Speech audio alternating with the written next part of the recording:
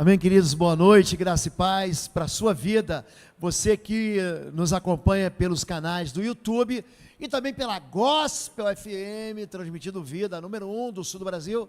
Nós somos a Igreja Batista Bom Retiro, em Curitiba. Nosso endereço é Avenida Desembargador Hugo Simas, 1772, você que tem nos acompanhado, venha nos visitar hoje aqui. Estamos com a visita de uma família linda que veio do Amapá, olha aqui, veio trazer para a gente calor, né, porque estava muito frio, você veio esquentar. Não é isso? Deus abençoe, sejam bem-vindos. Nós estamos caminhando aqui dentro de um conceito chamado mapeamento de fortalezas. Você que está nos acompanhando, esse é o 7º encontro, o 5º encontro que eu estou tratando do mapeamento espiritual, mas é o 7º encontro total dessa série de ministrações. Nós tratamos de sondagem espiritual, enxergando que a libertação, ela vai de encontro àquilo que Jesus veio fazer. Ele vai dizer: eu vim para libertar cativos. Essa era a agenda de Jesus. Esse é a primeira palavra de Jesus, cheio do Espírito Santo, numa sinagoga. Ele vai dizer em Lucas capítulo 4, ele veio para libertar cativos, para colocar em liberdade os oprimidos, abrir porta de prisões e anunciar o ano do perdão.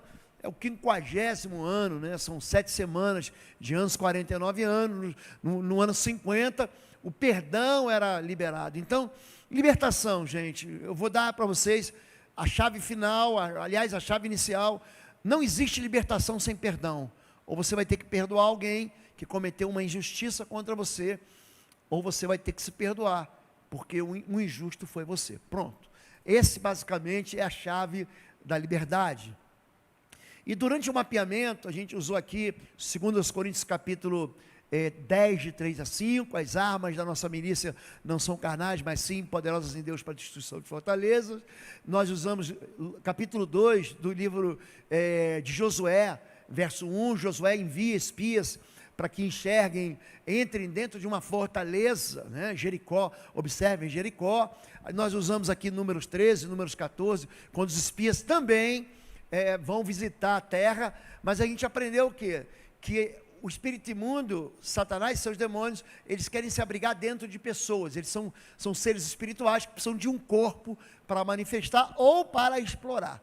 E muito daquilo que a gente vive de exploração maligna vem, muito não, tudo aquilo que a gente vive, deixa eu corrigir, de exploração maligna acontece por causa de pecado. Ponto final. O pecado é o material de construção para que Satanás e seus demônios abriguem, ou persigam, ou explorem a vida de um ser humano.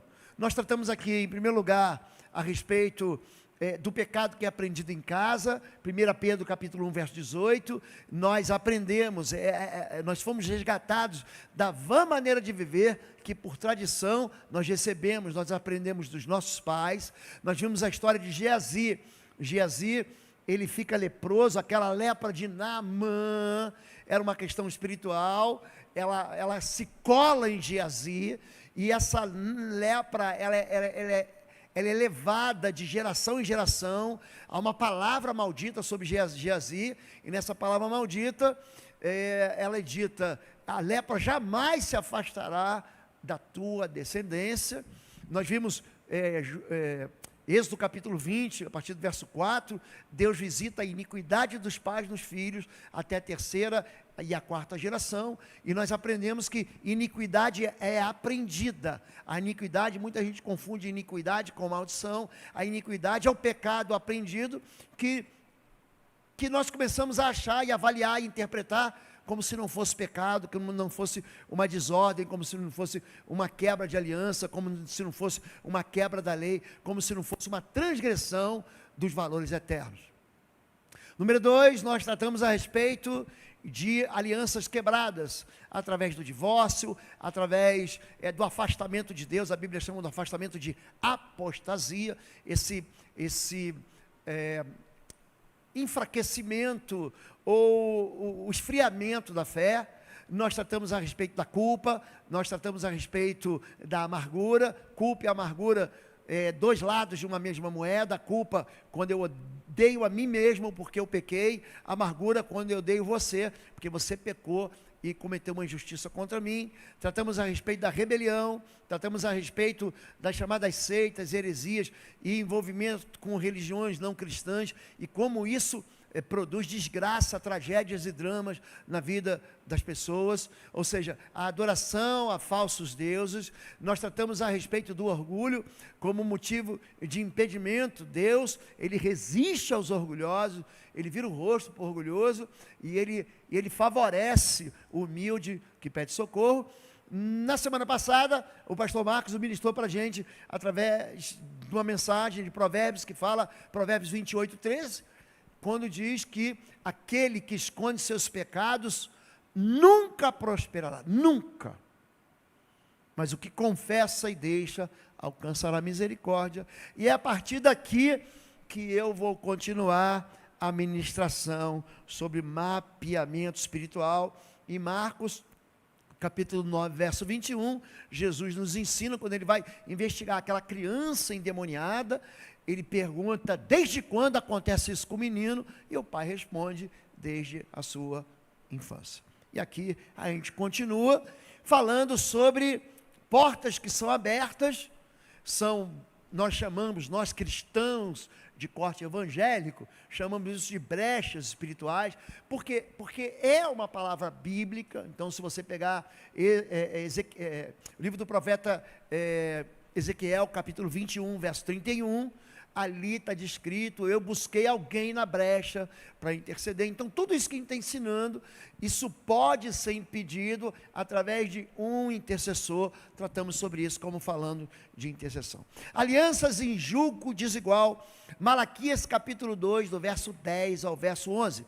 Judá profanou o santuário do Senhor, o qual ele ama, e se casou com a filha de Deus. Estranho que Deus, com letra minúscula, está tratando de uma entidade mesmo, de um ser espiritual, de um falso Deus, de alguém que rivaliza com Deus. Judá aqui, ele está remetendo a gente, se você quiser abrir sua Bíblia em casa e anotar, Gênesis capítulo 38, acontece isso aqui. Ele está pegando um exemplo em Malaquias, para dizer como que Judá quase jogou fora a sua vocação de ser linhagem do Salvador. Você sabe que Jesus é o leão da tribo de Judá.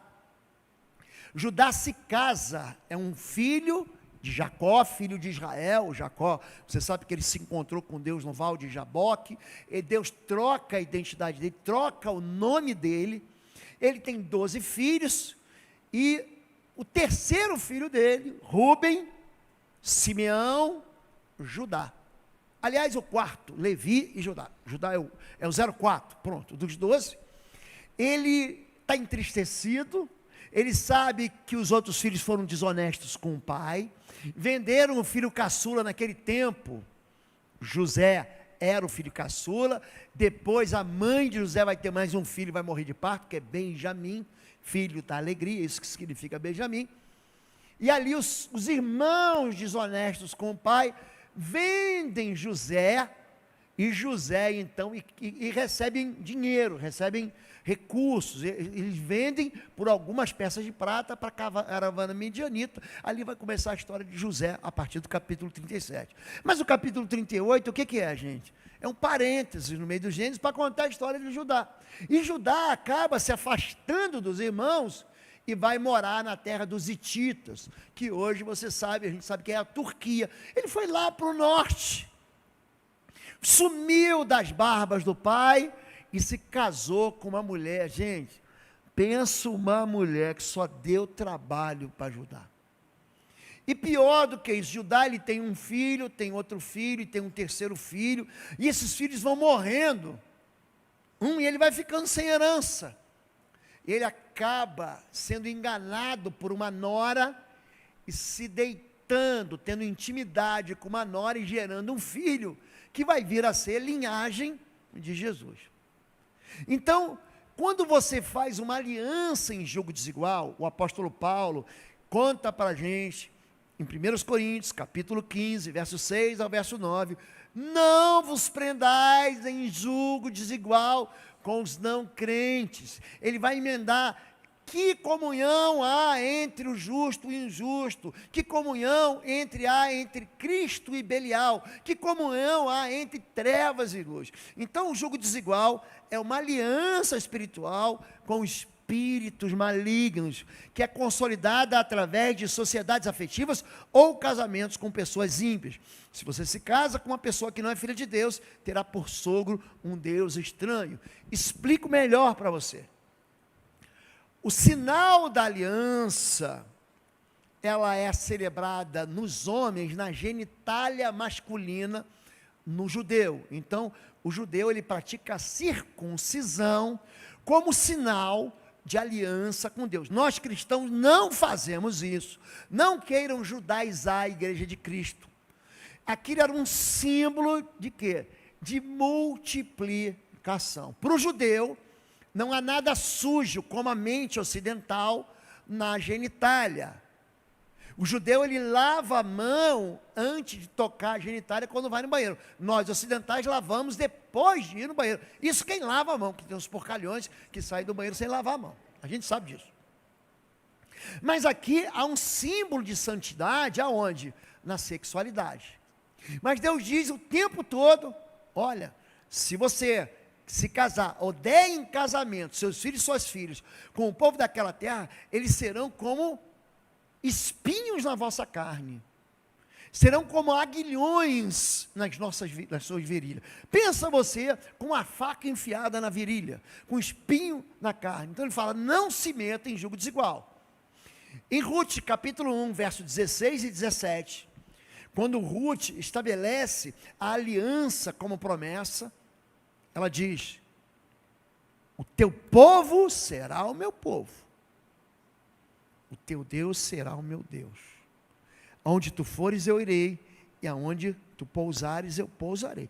Que o Senhor me trate com todo rigor e me traga a morte, se outra coisa que não for a morte me fizer separar de ti.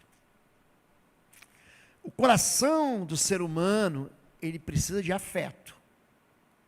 E quando ele não encontra afeto dentro da igreja, ou quando as pessoas dentro da igreja são tão ou piores do que quem está fora da igreja, elas vão buscar esse afeto, esses laços emocionais, fora da igreja, achando que estão construindo algo bom. Não, pastor, ele é bonzinho, ela é fofinha. Só que a aliança em jogo desigual, ela promove uma porta de entrada de espíritos imundos. É isso que a Bíblia diz: o teu Deus será o meu Deus. Você quer ver uma coisa aqui? Quantos aqui são filhos de Deus? Levanta a mão. Você é filho de Deus? Amém.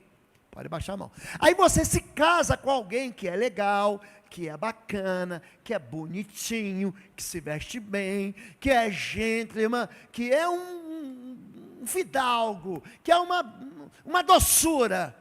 Só que você está esquecendo do ponto principal, é que o casamento é uma aliança espiritual. Quando o ser humano se relaciona, isso é o ponto 22, nós estamos aqui no ponto 11, com uma intimidade sexual, ali é provocado o que a Bíblia chama de aliança de alma. 1 Samuel, capítulo 14. O que é aliança de alma? É quando a gente se cola. Tem pessoas que chegam no gabinete e falam assim: pastor, eu odeio essa mulher, mas eu não consigo me separar dela. Vocês devem ver em alguns lugares da cidade, alguns anúncios colados no poste, assim, que dizem assim: faço amarração para o amor. Alguém já leu isso em algum lugar? Isso não é brincadeira não, gente. Não é brincadeira não. Isso é sério. É lógico que na vida do crente, o feitiço, a bruxaria, a macumbaria, a magia, o encantamento, a magia negra, não vai pegar. Números 23 diz sobre o povo de Deus: não tem valor o encantamento, a magia. Só que o crente que é meio crente, que às vezes é crente e às vezes não é crente, ele acaba caindo em armadilhas, da onde? Da sensualidade. A armadilha da sensualidade transforma o coração do ser humano quando chama coração, pense aqui na mente, nas razões, em algo muito maleável, muito fácil de você dobrar. Ou seja, a sedução, ela é capaz de desorganizar, embaralhar sua mente e te convencer de que o mal é bom. Não, pastor, eu estou apaixonado. Eu sou do meu amado e o meu amado é meu. Isso provoca uma sensação de segurança quando você está se casando com alguém que não serve ao teu Deus, porque o meu Deus será o teu Deus. Ou seja, aquela entidade espiritual que governa a sua vida, vai visitar a minha vida. Então essa contaminação espiritual acontece no jugo desigual. E eu não conheço ninguém, com 30 anos de jornada, de fé, de pastorado, que entrou dentro dessa barcaça aqui e não afundou. Ah não, pastor, casei em jugo desigual e é legal. Pode ter certeza. Essa pessoa não tem uma vida com Deus de santidade, não tem. Ou essa pessoa está sendo enganada. O final dessa história eu sei qual é. Não, pastor, ele é bonzinho. É quando a gente tenta driblar Deus. Eu quero ser mais esperto que a palavra de Deus. Eu vou fazer de um jeito e Deus vai abrir uma exceção para mim. A gente mente tanto. Não estou brincando, não. O ser humano mente tanto que mente para ele. Ele mente para si mesmo. Ele diz, não, o meu caso é diferente, pastor. Aí chega uma hora que o pastor já ensinou uma vez, 2 vezes, 3 vezes, 30 vezes, 300 vezes, fala assim, então vai, você quer fazer? Mas não me chame para ser conivente. Não vai me chamar para fazer o casamento, que eu não vou fazer. Não vou fazer. Eu não vou me meter, porque é uma tentativa que as pessoas têm de santificar o pecado. Não, pastor, eu estou errado, mas se você fizer uma oração forte, pastor, traz aquele óleo de Israel, o senhor está indo para Israel agora, pastor, traz aquele óleo, unge ele para mim lá no monte, unge esse óleo para mim, lá em Jerusalém, lá em Sião, você vai subir o Sinai, pastor, olha, Deus falou com Moisés em Sinai. Então a gente começa o quê? A dizer para Deus que ele está errado, a gente está certo. Gente, isso vai acabar em quê, gente? Vai acabar em desgraça.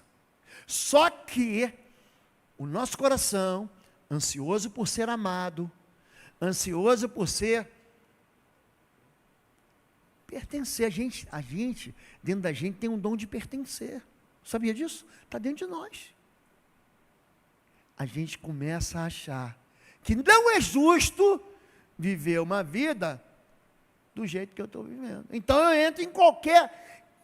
Para o faminto, qualquer comida estragada na lixeira satisfaz.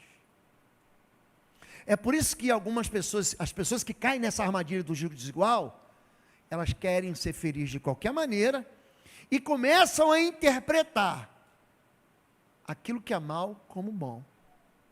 Porque na cabeça, porque na filosofia, porque na cultura, porque no convencimento dela, ela fala assim, não, Deus aprova isso porque isso é amor, mas na verdade não tem nada a ver com amor, tem a ver com uma sensualidade que captura a gente, que tira da gente a razão para a gente não pensar direito.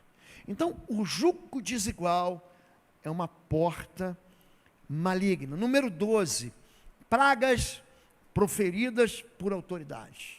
Cuidado com aquilo que sai da tua boca contra você mesmo. Tem gente que se auto-amaldiçoa e amaldiçoa as pessoas que estão debaixo da sua autoridade. Aqui a palavra maldição é raca, não é aquela maldição, perseguição de Deuteronômio 28, se você desobedecer, essas maldições vão te perseguir, vão te alcançar, maldito serás ao entrares, maldito serás ao saíres, maldito serás no campo, maldito serás na cidade, maldito o fruto do teu ventre, maldito o fruto das tuas crias. Não é essa maldição da desobediência, é a maldição lançada. Aqui, Noé, pensa no homem de fé, ele amaldiçoa o neto, porque ele é pai de Sem, Jafé, ele é pai de Cã. Mas Cã desonra o pai. E na fúria, no ódio que o pai levanta, ele tomou aqui, gente, ele tomou algumas garrafas de vinho. ele teve sono, ficou nu, e o filho aproveitou da nudez do pai para envergonhar o pai. Ele aproveitou da alegria do pilequinho do pai para desonrar o pai. E despertou Noé do seu vinho. Gênesis 9, 24. E soube o que seu filho menor lhe fizera, e disse, uma vez, maldito seja Canaã. Ele amaldiçoou uma vez. Servo dos servos seja os seus irmãos. E disse, bendito o Senhor Deus de Sem. Seja-lhe Canaã por servo. Alargue Deus a Jafé e habite nas terras de Sem. Seja-lhe Canaã por servo. Eu visito, cada vez que eu vou para Israel, eu visito um dos territórios chamados da Palestina, da autoridade palestina. Já fui em Gaza, já fui em Belém, já fui em Ramala e já fui em Hebrom. Você está em Israel, está aqui, Darcy, a Helena, a Elda, já foram, o pastor Marcos. Você está em Israel, gente. Israel é primeiro mundo. Você sai do Egito, e quando você sai do Egito é deserto. Você entra em Israel e fala, mas o que aconteceu? A bênção de Deus está naquele país, não tem jeito. Tudo verde, tudo plantação, melancia, banana, tudo que você imagina. O Sinai, Egito, não tem nada, é um deserto. Você encontra aquelas árvores de acácia, são pequenininhas assim, são bem baixinhas. O resto é areia. Você entra em Israel, prosperidade.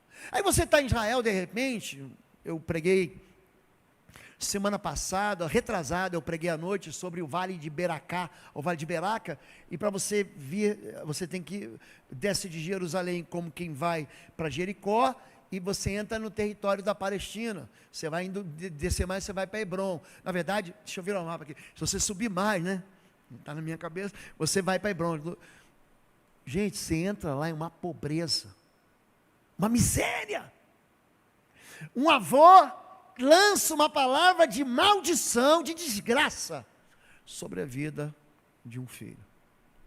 O filho não consegue se prender. É como se você ficasse dentro de uma jaula, e você não consegue sair daquele lugar. A palavra maldita, Josué capítulo 6, verso 34 a 36. Você pode colocar para mim? Josué capítulo 6, verso 34 a 36. Bota o penúltimo versículo. Verso 26. É esse mesmo. Naquela ocasião, Josué pronunciou esse juramento solene. Maldito seja diante do Senhor o homem que reconstrui a cidade de Jericó. Ao preço de seu filho mais velho, lançará os alicerces da cidade. Ao preço de seu filho mais novo, porá suas portas. Tem muita gente desgraçada, por causa de uma palavra maldita, mantém o texto aí, maldita, nervosa, quando você perdeu as estribeiras, e você recebeu uma palavra de uma autoridade sobre sua vida, que anunciou uma catástrofe na sua vida. Josué anuncia uma catástrofe sobre uma cidade. Josué é a grande autoridade aqui. Ele amaldiçoa Jericó. Sabe o que acontece? 850 anos depois, ele falou assim, maldita seja. Quem reconstruir vai perder o filho mais velho, quando colocar os alicerces da cidade, é a pedra fundamental. Fala, povo lindo do Senhor. Você que tem crescido e sido edificado aqui no nosso canal do YouTube, através das mensagens, através das orações. Quero chamar você para visitar o nosso site www.pastorlobo.com. Lá você vai ter a nossa loja virtual com cursos e também com livros que vão edificar profundamente a sua vida na guerra espiritual. Vai lá, vai ser uma bênção. Quando terminar a obra, quando colocar as portas da cidade, ele vai perder o filho caçula. Primeiro livro de Reis, capítulo 16, agora sim, é verso 34. Primeiro livro dos Reis, 16, primeiro Reis, 16, 34. Durante esse reinado, era um reinado de um rei ruim. Pensa um rei assim, horrível. Era Acabe. Riel, da cidade de Betel, estava em Israel. Reconstruiu Jericó. Lembra que Jericó tinha sido amaldiçoada? Lançou os alicerces à custa de seu filho mais velho, Abirão. Olha a palavra se cumprindo. Instalou as suas portas à custa da vida de seu filho mais novo, caçula, chamado Segube, de acordo com a palavra que o Senhor tinha falado por meio de Josué, filho de Nun. Aquela palavra que você fala para a tua vida, para a vida do seu filho, para a vida do seu neto, ela funciona. Ela funciona mesmo. De um mesmo manancial não pode produzir água doce e amargosa. De uma mesma boca não pode sair bênção e maldição. É Jesus que ensina isso.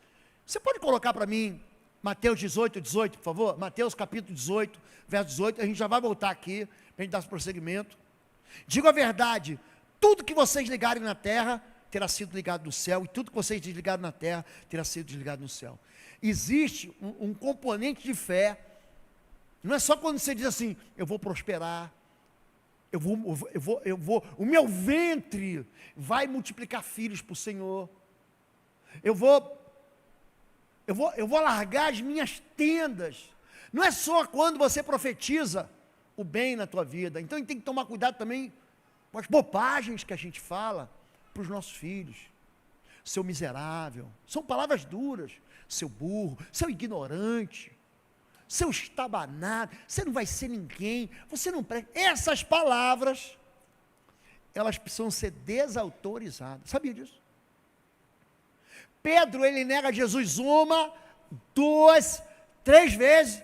Aí Deus chama Pedro e manda um recado por Madalena. Vai lá, diz para os discípulos, Lucas capítulo 19, 21. Diz para os discípulos e para Pedro, para ele encontrar comigo em Jerusalém. Pedro está pescando ali perto de Jerusalém, está na Galileia ainda, desce. Aí Jesus encontra com ele. Você conhece a história? Pedro vem engolindo aquele pão. Pedro, você me ama? Amo, Senhor. Tu sabes que eu te amo. Ele faz Pedro confessar Jesus 3 vezes. Lembra que ele nega 3 vezes? Pedro, tu me amas? Eu te amo, Senhor. Pedro, tu me amas? Tu sabes que eu te amo, Senhor. Essas palavras que foram ditas sobre nós, contra nós, a respeito de nós, desgraçando, trazendo drama, trazendo miséria, elas precisam ser o quê? Desautorizadas. Levante sua mão. Levante sua mão. Diga em nome de Jesus. Diga, deixa sair da sua boca. Diga em nome de Jesus. Eu desautorizo. Eu retiro toda palavra de desgraça, toda palavra de praga, de maldição, que foi lançada contra mim, fica desfeita, perde seu poder, perde sua força, em nome de Jesus. Eu retiro cada palavra frívola, que foi lançada contra a minha vida, pelos meus pais, pelos meus avós, pelos meus líderes, pelos meus pastores, em nome de Jesus. Eu também retiro toda palavra maligna que saiu da minha boca contra a minha vida, contra as minhas finanças, contra o meu casamento, contra a minha vida afetiva, contra a vida dos meus filhos, contra a vida dos meus netos. Eu retiro essas palavras, eu confesso diante do Senhor, e eu lanço sobre essas palavras o poder do sangue da cruz. Em nome de Jesus, eu desfaço isso, em nome de Jesus. E diga assim: eu abençoo a minha história, o meu nome é bendito diante do Senhor. Tudo que leva o meu nome, tudo que leva a minha história, é bendito em nome de Jesus. O fruto do meu ventre, a obra das minhas mãos, o caminho onde eu ando, e eu piso meus pés, é bendito em nome de Jesus. Diz amém. Essas palavras podem voltar de maldição. Não é que elas têm que ser só eliminadas. elas precisam ser retiradas.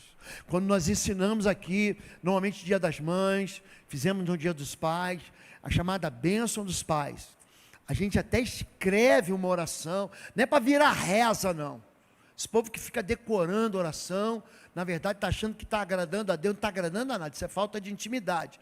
Mas o que a gente faz? A gente vai pensando das porções bíblicas, a gente vai tirando as palavras de bênção que Israel lançou sobre Simeão, que lançou, aliás, ele não lançou sobre Simeão, foi o único que ficou sem bênção, por causa da bobagem que ele fez, mas sobre Rúben, sobre Levi, sobre Judá, sobre Gade, sobre Naftali, e depois que Moisés, ele lança, você pega Gênesis capítulo 48, 49, você pega Deuteronômio capítulo 33, 34, essas bênçãos são repetidas. Então o que a gente faz? A gente vai pensando, a gente vai recortando da Bíblia, e colocamos numa oração, que atinge a todo mundo. Pega essa oração, pai, você mãe, você filho, usa ela, então, a palavra de Deus, gente, ela não morre não, ela tem um cumprimento, é por isso que Isaías diz que ela não volta vazia. Número 12 ainda, então decretou-lhe, nunca mais produza fruto em ti. Jesus amaldiçoou, é assim que está a palavra de Deus. Você pegar a tua Bíblia, em Mateus capítulo 21, está assim, Jesus amaldiçoou a figueira, nunca mais se produza fruto em ti, e no mesmo instante, a figueira ficou completamente seca, e avistando uma figueira à beira do caminho, dela se aproximou, e não achou nela senão folha somente, e disse, nunca mais nasça fruto de ti. Essa palavra, em Mateus capítulo 21, faz a figueira secar. Amaldiçoar, nesse sentido, é você tirar a força, tirar o fôlego, tirar a vida, fazer secar. É você dizer, em nome de Jesus, esse mal não vai me atingir. Número 13, envolvimentos com espiritismo, com feitiçaria e com satanismo. São desdobramentos, não fica pensando que um é pior do que o outro, não, porque esse é o mais profundo, gente, é tudo a mesma coisa. As consequências do envolvimento com o ocultismo são implacáveis, perseguem a pessoa. Sofrimento multiplicado, perda de filhos, viuvez precoce, distanciamento de Deus, destruição, morte, todo tipo de miséria, constituem as maldições do envolvimento com o ocultismo. Se você pega a explicação de Isaías, porque 1 Samuel, capítulo 31, diz que Saul se suicidou. E nós já vamos ver aqui a perseguição do sangue inocente. Já vamos ver. Mas quando Isaías fala sobre a morte, e fala isso, por isso, Saul e seus filhos morreram, porque ele consultou a necromante de Endor. Vocês estão olhando para um pastor que não nasceu no Evangelho. Eu já falei para vocês que a minha vida, a vida da minha esposa, a pastora Fabíola, caminhou pelos terreiros, caminhou pelas oferendas, caminhou pelo espiritismo, gente, e só desgraçou a vida da gente.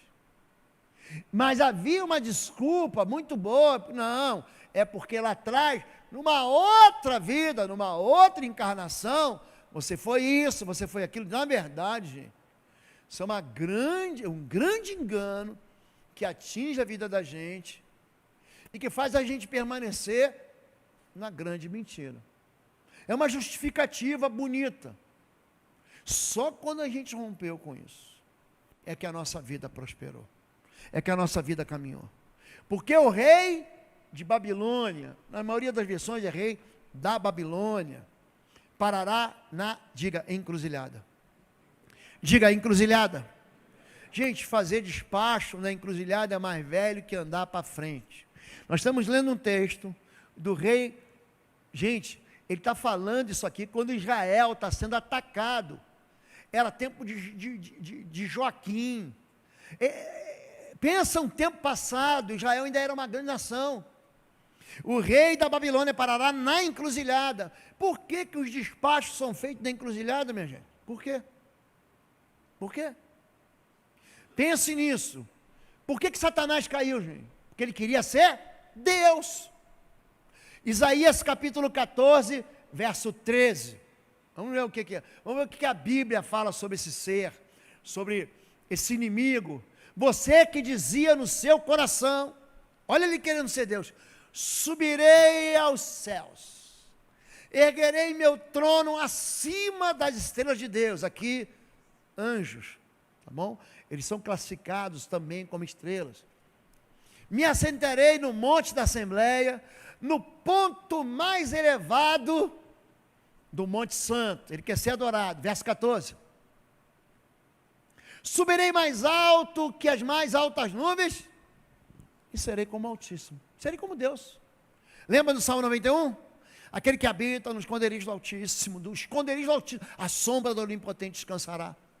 Esse anjo, ele quis ser Deus, ele quis dominar a própria vida. É por isso que toda vez que você sente uma vontade de desobedecer, de se rebelar, Satanás está colocando o manto aí, a cobertura dele de rebelião, de orgulho. É isso aqui, gente.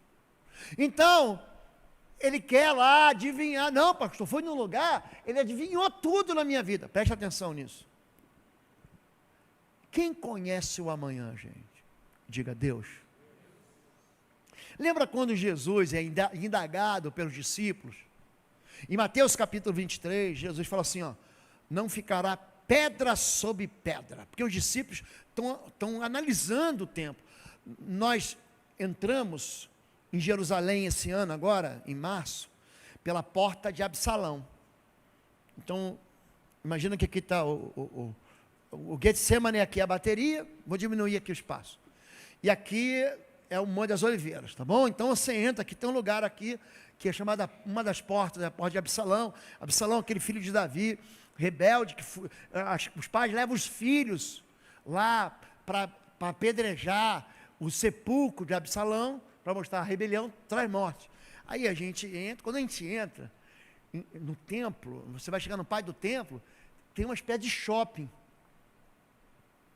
É por isso que Jesus, ele chuta os vendilhões, os cambistas, ele expulsa. Ó, a casa do meu pai é chamada de casa de oração. Vocês já repararam que o pastor Lobo não deixa vender nada na igreja? Quem já notou isso? Já notaram isso? Eu não deixo vender. Porque a casa do meu pai tem que ser chamada casa de oração para todos. Tem que falar: pastor, eu queria comprar seu livro. Vai na secretaria e compra. Aqui não. Eu não deixo. Para não virar um comércio, para a pessoa não achar que tem uma almofada. Pastor, bota uma almofada santificada, pega o teu perfume, me dá um lenço. Tem gente que vende fé, gente. E o reino de Deus você não alcança por dinheiro, você alcança de graça. Aquele que tem sede, vem e beba de graça da água da vida. Não é isso? O Espírito diz: vem, a noiva, a igreja diz: vem, e quem tem sede, beba, diga de graça, diga graça. A salvação é um presente de Deus. Você não precisa pagar nada por ela. Nada por ela. E é isso que ele está falando. Esse ser aqui exige. Esse ser pode passar, pode voltar. Ele vai na encruzilhada para fazer adivinhação. A encruzilhada é um lugar onde você decide: eu vou em frente, eu vou para trás, eu vou para a direita ou vou para a esquerda. Jesus vai dizer nesse dia: quanto ao dia e a hora, ó, vou te dar 5 sinais da vinda do Senhor, mas quanto ao dia e a hora, ninguém sabe, nem o filho, olha que coisa, nem os anjos. Tem a turma que gosta de dizer que o anjo contou, que o anjo falou. Eu já mostrei para vocês aqui que quem encontra com o anjo se borra de medo, tem que trocar cueca. Ninguém na Bíblia viu o anjo e não se borrou, ninguém. Maria, ai pastor, Maria, vai lá em Lucas 2, quando o anjo aparece, ele já chega dizendo assim: salve agraciado, não tenha medo. Já vem dizendo: se acalma, porque a perna começa a tremer, gente. E acontece com todos, qualquer pessoa. Entenderam isso? Ele quer fazer adivinhações. no cimo de 2 caminhos, para fazer adivinhações, aguçará suas flechas, consultará as imagens, atentará para o fígado, sua direita estará adivinhação sobre... A questão toda é, vamos adivinhar, vamos jogar flechas, vamos jogar búzios, vamos ver o que falam os búzios. Vocês lembram em 2019? Eles apagaram isso. Vamos lá no domingão, não sei do quem. Vamos trazer aqui o fulano de tal, o babalorixá, o adivinho, o mago, o vidente, a tia fulana, a avó não sei quem. O que 2020 revela para nós? Vamos ter um ano bom, vamos ter um ano de... O Brasil vai isso, o Brasil vai aquilo. Ninguém adivinhou a pandemia. Pode procurar. Procura no YouTube aí os adivinhos de 2019. Sabe por quê, querido? Porque o amanhã pertence ao Senhor. Nenhum espírito sabe, nenhum espírito adivinha. Mas ele se disfarça de quê? De ter um amigo. Eu vou lá consultar a pomba gira, não sei do quê. Eu vou lá consultar o Exu, um conselho. Vai. Ele sabe tudo da tua vida, tudo. Do teu passado, do teu futuro. Olha aqui, ó. Ele não sabe nada. A rede de comunicações dele vai contar sobre sua família. Já leste Isaías capítulo 8? Quando fala sobre espíritos familiares que transitam de pai para filho, de filho para neto, que ficam na família, se alimentando do pecado familiar. Já leu isso? É Bíblia. Mas do futuro? Do futuro só o Senhor. Não conta o dia, a hora, ninguém sabe. Ninguém sabe. Porque ele virá como um ladrão na noite. Essa doutrina que tenta te enganar e tenta dizer para você, não, se você for bonzinho, você vai para o céu, se você for mal, você vai para o inferno. Isso é mentira. O bonzinho não vai para o céu, o mal não vai para o inferno. Não é isso. A Bíblia diz que aquele que crê em Jesus, esse vai para o céu. E aquele que não crê, já está condenado. Isso tira do meu coração o orgulho de achar, eu merecia. Eu sou bom, eu sou melhor que meu vizinho. Eu sou melhor do que o assassino, do que Hitler. Pronto. Aí Deus, me compara com Hitler, que assim eu vou para o céu. Passaporte para o céu tem que ser molhado no sangue de Jesus. Sem o sangue de Jesus, ninguém é salvo. Sem o sangue de Jesus, ninguém é salvo. Querido, entrega a tua vida a Jesus. Para de viver uma vida que se mistura com essas coisas. Vamos ficar em pé em nome de Jesus. Hoje nós tratamos de 2 pontos aqui: alianças de jugo desigual e envolvimento com o espiritismo. Tem mais, não acabou não. Cada quarta-feira que a gente se encontra aqui, a gente vai caminhar dentro. E a gente vive num país que experimenta tudo isso aqui. Tudo isso aqui. Só tem um jeito para a gente. Aí eu vou voltar para a ministração do pastor Marcos. Arrependimento. Aquele que se arrepende e deixa, encontrará misericórdia. Amém? Sai do seu lugar, vem aqui. Vamos todos orar juntos? Você pode sair do seu lugar? Vem cá, não precisa ter preguiça. Pastor não vai morder, já falei para vocês. É só o sobrenome que é lobo. Só o sobrenome. Pastor não morde. Pastor não morde. Vem aqui em frente. Isso. Quiser pedir de oração, coloca aqui. Vem cá.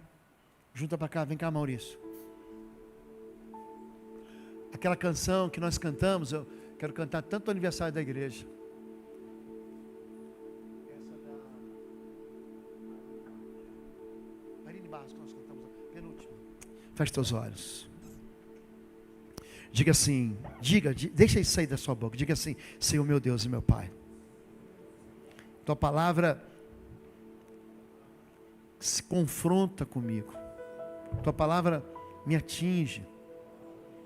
Teu desejo, diga para Deus, o teu desejo não é me condenar, é me salvar.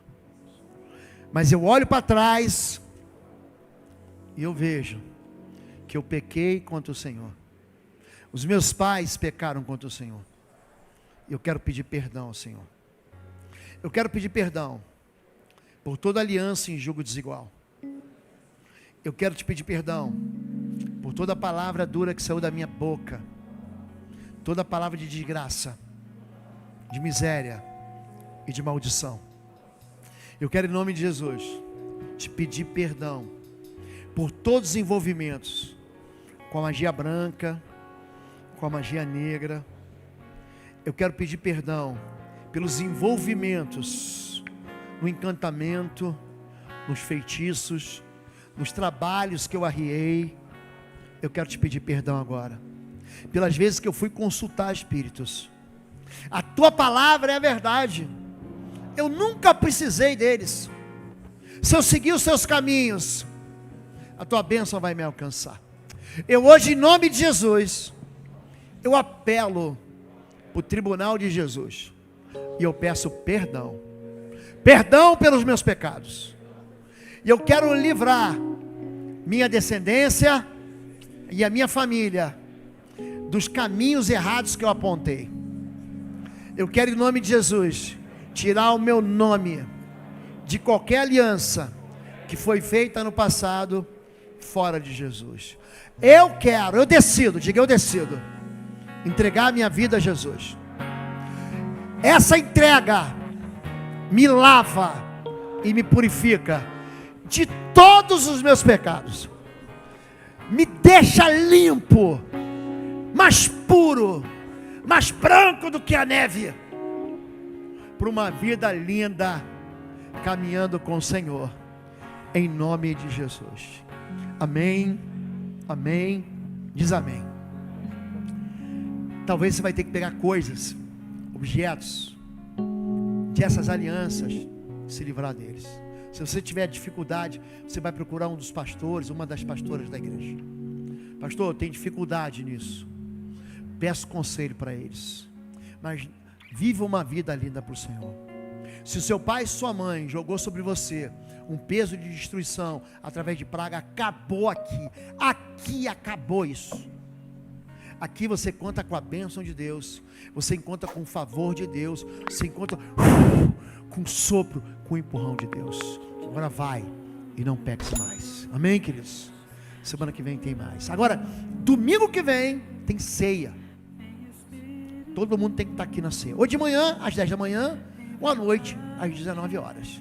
Ceia para todo mundo. E pastor, estava em pecado. Estava. A ceia é o lugar que a gente conserta. A ceia não é para você não participar. A ceia é para você participar e para confirmar. Eu tenho uma aliança, estou esperando Jesus. Eu tenho uma aliança e estou esperando Cristo. É isso que a ceia diz. Vocês vão fazer isso todas as vezes que vos reunirdes, em memória de mim, até que eu venha. Quando você celebra a ceia, você está dizendo assim, ó, estou esperando o bonde de Jesus. Ele vai tocar a trombeta, e os anjos vão vir me buscar. Amém? Todos nós pecamos. Não é para você sair daqui com peso. Todo mundo pecou. Você pecou, o pastor Marco pecou, o Darcy pecou, o pastor Lobo pecou, qualquer santo que você viu pecou. Mas Deus nos libertou do nosso pecado e nos salvou para a vida eterna. Amém?